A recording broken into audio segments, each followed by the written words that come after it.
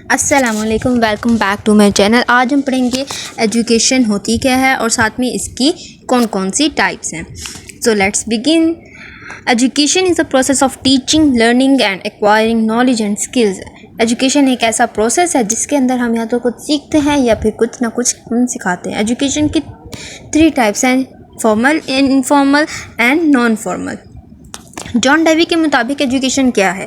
Education enable individual to acquire knowledge, skills, values and activities to participation in a society. John Dewey कहते हैं कि education जो है किसी भी इंडिविजुअल को सोसाइटी के अंदर पार्टिसिपेट करने, कोई ना किसी भी किस्म का नॉलेज या स्किल सीखने में काबिल बनाता है। Types of education: there are 3 basic types of education: formal education, non-formal education and informal education. Formal educations are structured education within institutions like school, colleges and universities. Formal education वो होती है जो हम किसी भी इंस्टीट्यूशन के अंदर, किसी भी ऑर्गेनाइज स्कूल, कॉलेज, यूनिवर्सिटीज़ के अंदर जाके हम जो पढ़ते हैं उसको हम फॉर्मल एजुकेशन कहते हैं। इसकी कैरेक्टरिस्टिक्स ये हैं कि इसके अंदर प्लान करिकुलम होता है, आउटलाइन दी जाती है जिसके मुताबिक आपका करिकुलम डिज़ाइन किया जाता है। क्वालिफाइड टीचर्स होते हैं यहाँ पे जो कि ट्रेन होते हैं और एट द एंड स्टूडेंट्स को ग्रेड, डिप्लोमास या डिग्रीज़ अवार्ड किए जाते हैं। ओके, इसके एडवांटेजेस क्या होंगे? सबसे पहले तो यही है ना कि यहाँ पे स्ट्रक्चर्ड टाइम टेबल होता है, तो इतनी तंगी नहीं होती है। हर लेक्चर का अपना एक अलग से टाइम होता है और स्टूडेंट को कंप्लीट सिलेबस दिया जाता है और उसको फिर उनको गाइड भी किया जाता है कि इसके मुताबिक आपके सारे क्लासेस होंगे, सारे कोर्सेज होंगे। और साथ में उनकी टाइम मैनेजमेंट भी होती है। जब उनके पास एक स्ट्रक्चर टाइम टेबल होता है तो उनकी टाइम मैनेजमेंट भी होती है और साथ साथ उनके स्किल्स के ऊपर भी फोकस किया जाता है। और एट द एंड उनको एक फॉर्मल डिग्री दी जाती है जिसको आप सर्टिफिकेट भी कह सकते हैं। और ये जो सर्टिफिकेट दिया जाता है वो आपकी जॉब के लिए बहुत ही ज़्यादा हेल्पफुल साबित होता है।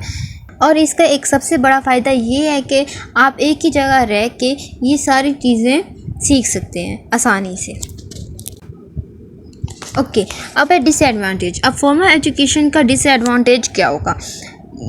जब एक टाइम टेबल आपका फिक्स है, सब कुछ फिक्स है, तो आपके पास तो जाहिर सी बात है कि ये रिजिड होगा, इनफ्लेक्सिबल होगा, इसमें किसी किस्म की भी फ्लेक्सिबिलिटी नहीं होगी। और साथ में फाइनेंशियली भी बर्डन आपके लिए हो सकता है क्योंकि मिडिल क्लास तबका जो है या लोअर इनकम इंडिविजुअल्स जो हैं वो इनको अफोर्ड नहीं कर सकते। और आज के दौर में तो ट्यूशन फ़ीस इतनी बढ़ गई है, हर साल ट्यूशन फ़ी इंक्रीज़ हो रही है, एक्सपेंसेस बहुत ज़्यादा हो रहे हैं जिसकी वजह से स्टूडेंट के लिए ये चैलेंजफुल हो रहा है। और ये इनफ्लेक्सिबल है क्योंकि इसके अंदर स्ट्रक्चर्ड सिलेबस होता है और स्ट्रक्चर्ड ही करिकुलम होता है, तो ये इनफ्लेक्सिबल है। इसके अंदर कोई भी फ्लेक्सिबिलिटी नहीं है, बिल्कुल भी कोई फ्लेक्सिबिलिटी नहीं है। और साथ में ये है कि ये बोरिंग और रिपीटेटिव भी हो सकता है। अब है इनफॉर्मल एजुकेशन। इनफॉर्मल एजुकेशन वो होती है जो भी ये आपके फॉर्मल एजुकेशन से टोटली ऑपोजिट होती है।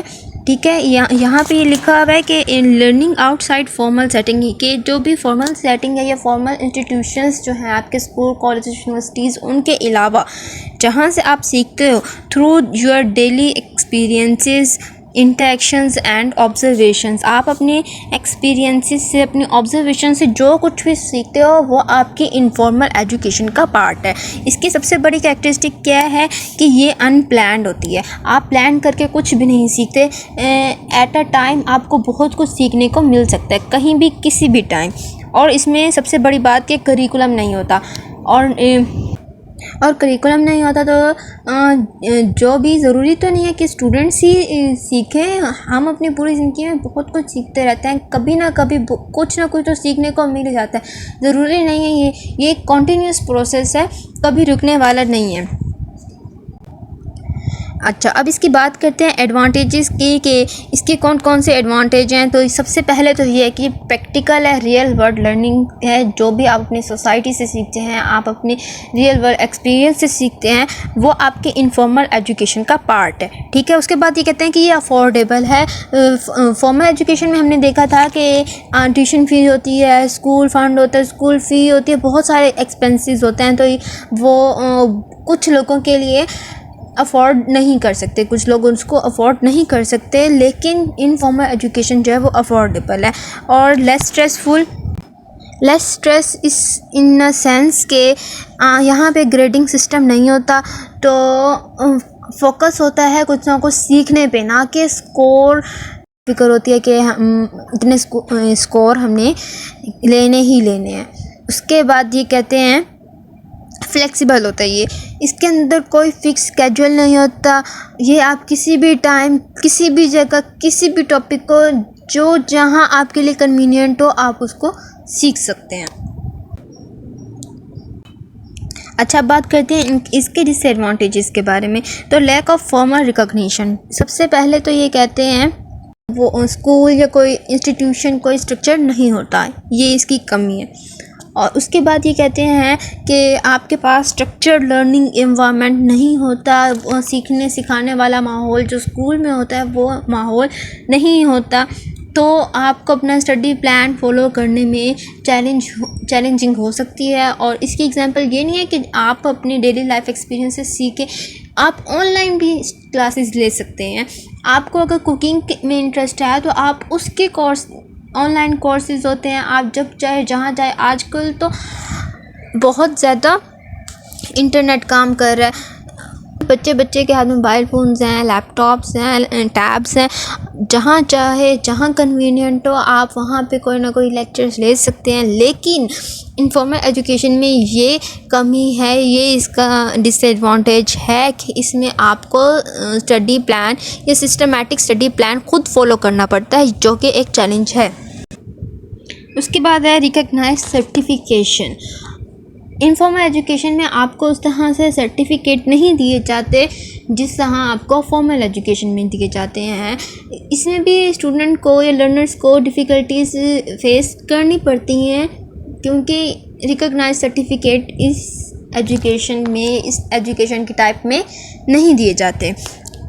उसके बाद कहते हैं कि inconsistent teacher quality of teaching in formal settings can be vary widely, leading to inconsistent learning outcome। और एंड में कहते हैं कि डिफ़िकल्टी इन मेजरिंग प्रोग्रेस, कि जब आपके कोई भी एक स्टैंडर्ड टेस्ट नहीं लिया जाएगा, स्टैंडर्ड टेस्ट नहीं होगा, फॉर्मल ग्रेडिंग सिस्टम नहीं होगा, तो प्रोग्रेस को मेजर करना थोड़ा चैलेंजिंग होगा, थोड़ा मुश्किल ज़रूर होगा। अच्छा, उसके बाद है non formal education. Non formal education is a third type of education. Non formal education lies between the formal and informal. के नॉन फॉर्मल एजुकेशन जो टाइप है वो फॉर्मल एजुकेशन और इनफॉर्मल एजुकेशन इन दोनों के दरमियान में लाइक करती है। अच्छा, इसकी कैरेक्टरिस्टिक की बात करें तो this is structured and flexibility. ठीक है, ये स्ट्रक्चर भी है और फ्लेक्सिबल भी है।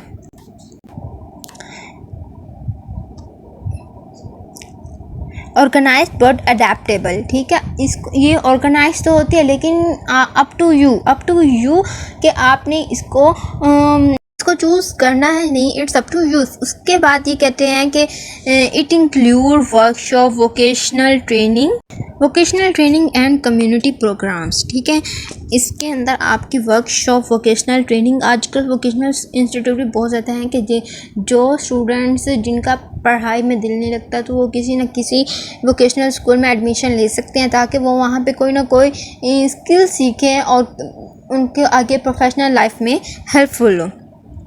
इसके भी एडवांटेज जब देखते हैं, टेलर टू इंडिविजुअल नीड्स, के जो भी इंडिविजुअल नीड्स हैं उनके मुताबिक ही इसको तैयार किया गया है, उसके मुताबिक ही इसको फोकस किया गया है। Then focus on practical skills के मेन इनका फोकस जो है वो प्रैक्टिकल स्किल्स के ऊपर होता है और साथ में ये इंकरेज करते हैं, हौसला अफजाई करते हैं एक्टिव पार्टिसिपेशन के, स्टूडेंट जो है वो एक्टिवली पार्टिसिपेट करें। It also encourage collaboration and problem solving. Then disadvantages of non-formal education. First is lack of formal credentials. सबसे पहले तो ये कहते हैं कि नॉन फॉर्मल एजुकेशन में हमेशा आपको कोई ना कोई सर्टिफिकेट या डिग्री या कोई सनद नहीं दी जाती। इसका एक बहुत बड़ा डिसएडवांटेज ये है कि इसमें हर जगह आपको सनद नहीं दी जाती, यहाँ पे लिमिटेशन है। उसके बाद ये कहते हैं कि वैलिड क्वालिटी होती है कि प्रॉपर स्टैंडर्ड और क्वालिफाइड इंस्ट्रक्टर। और उसके बाद लास्ट में ये कहते हैं कि लिमिटेड स्ट्रक्चर होता है कि lack of structured environment of formal education. It may not cover a comprehensive range of subject. Thank you so much. अगर कोई बात समझ ना आई हो तो कमेंट सेक्शन में ज़रूर बताइएगा। अल्लाह हाफिज़।